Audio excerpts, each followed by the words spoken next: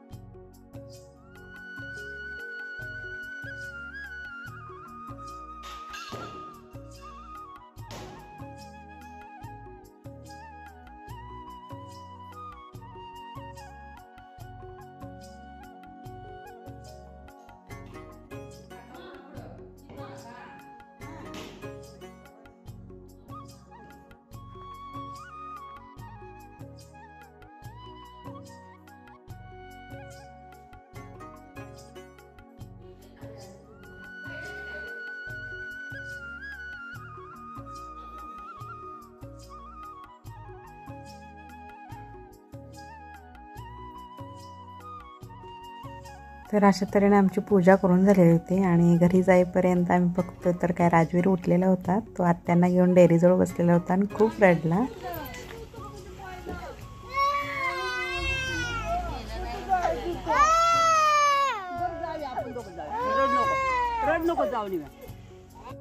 त्यालाही देवळात यायचं होतं पण काय करायचं, झोप आली ना.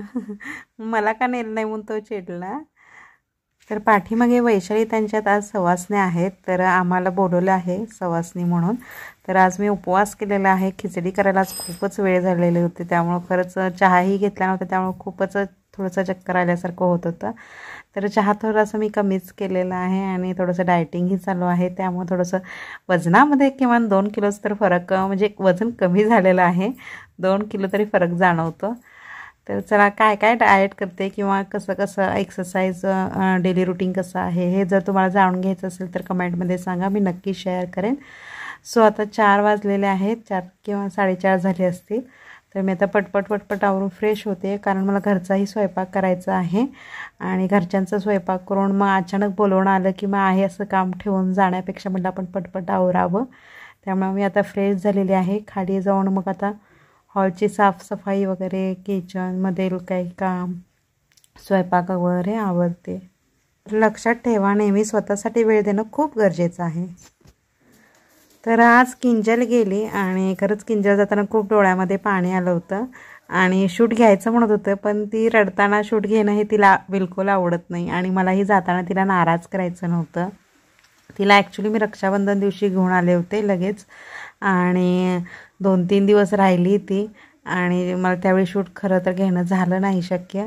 पण खरंच तिला दूर ठेवलं आहे ते तिच्या शिक्षणासाठी ठेवलेलं आहे. ही माझ्या मनाला समजूत मी घातली पाहिजे. खरं तर मी तिला खूप मिस करते. छोट्या छोट्या गोष्टी वगैरे ना, हे त्यांचं लहानपण अनुभवायला खूप आवडतं आपणाला. आणि हे मिस करायला नको वाटतं प्रत्येकीलाच. पण तिचा अबॅकस क्लास, आता तर तिला ऑनलाईन स्पीकिंग इंग्लिश क्लास लावलेला आहे. असं बरंच काही तिच्यासाठी धडपड चालू असते. आणि ही तिच्या चांगल्यासाठीच मी तिला तिच्या आजीजवळ ठेवलेलं आहे. सो आजीचंही माझ्यापेक्षा खूप जास्त तिच्याकडे लक्ष असतं. पण आज किंजल गेली त्यामुळे थोडीशी मी खरंच नाराज होते कारण सतत तिची आठवण येत होती. सो आता राजवीरचं चाललेलं आहे दूध बिस्किट खाणं चाललेलं आहे. आणि सोबत तो कॅमेराकडेही मध्ये आधी बघत होता आणि टी व्हीकडेही पाहत होता. आणि दूध पिण्याला खरंच तो कधी दमवत नाही, त्रास देत नाही. हातामध्ये धरून दूध प्यायची त्याला सवय आहे. सो आता मी कणिक वगैरे मळलेली आहे. गॅसवरतीच चपात्या करणार होते, कारण तुम्हाला तर माहिती आहे चपाती भाकरी आम्ही चुलीवरतीच बनवतो. पण म्हटलं अचानक बोलवणं आलं तर चूल कशी बंद करायची, म्हणून म्हटलं गॅसवरतीच आज चपात्या वगैरे बनवाव्यात. आणि पटपट आधी गोळे करून घेते मी, जेणेकरून गॅसही वाया जात नाही, पटपट चपाती एका पाठोपाठ एक केली जाते. सो आता भातही झालेला आहे.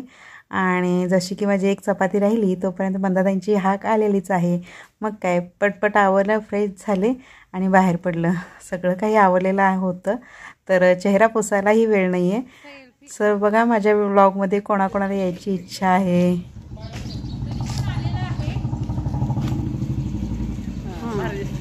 व्हिडिओ चला आम्ही आलेलो आहोत इकडे देवपूजेसाठी. हा त्यांच्या वाड्यातील देवी आहे, ताई आई म्हटलं जातं. प्रत्येकाच्या वाड्यातली इकडे देवी वेगवेगळी असते. हा बोल इकडे बघ. हाय हाय कर, हाय हाय कर की. तुला हाय करायला येते का?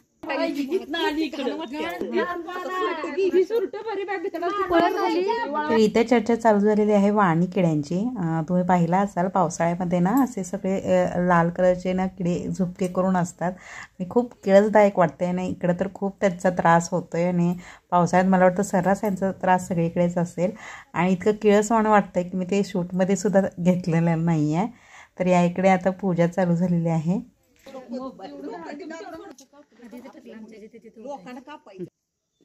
तुझ्या कशाला भ्याय लोखंडी काय माकायचं चांगलं शिकू बिरूचं चांगलं खायचं चांगलं.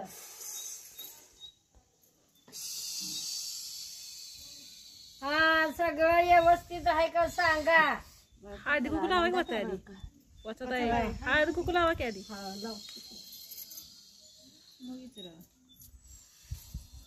सगळं आहे का बरोबर सगळं. बस एवढं भंडारा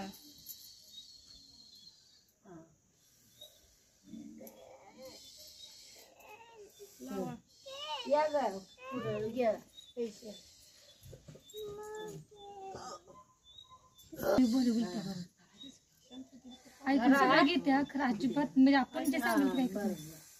काय माकायचं चांगलं शिभू बिरूचं चांगलं तायाच्या नावानं चांगलं हो. आनंदात ठेव बाई ताई आई. तुझा मेळा शांत असा मेळा सगळा शांत ठेव. बाळ गोपाळ जग दुनिया सगळी. त्यानंतर आम्ही सर्वजण महिला वैशालीताईंच्या घरी गेलो आणि मंदाताईंनी आणि मी वैशालीताईंना थोडीशी मदत केली. ताटं वगैरे आम्ही भरू लागलो आणि त्यानंतर सगळ्यांच्या पंक्ती वगैरे मग बसल्या. सुवासिनींच्या जेवणामध्ये तुम्हाला हेच मेनू पाहायला मिळतील. धपाटी, पोळी, आमटी, गुळवणी, कोरडी, भजी आणि भाजींचे प्रकार असतात, गवारी, शेपू वगैरे. तर आता सगळ्या पंक्ती बसलेल्या आहेत. तर सोबतच राजवीरलाही ताट केलेला आहे. तो पहा कसा बोलतोय आबोलीशी. आबोली त्याची फ्रेंड आहे. तर चला आता पंक्ती बसलेल्या आहेत आणि मी व्लॉग करते येतेच एंड. आजचा व्लॉग तुम्हाला कसा वाटला हे कमेंटमध्ये जरूर कळवा. आणि तो पण स्वतःची काळजी घ्या, स्वतःला जपा. Take care, bye.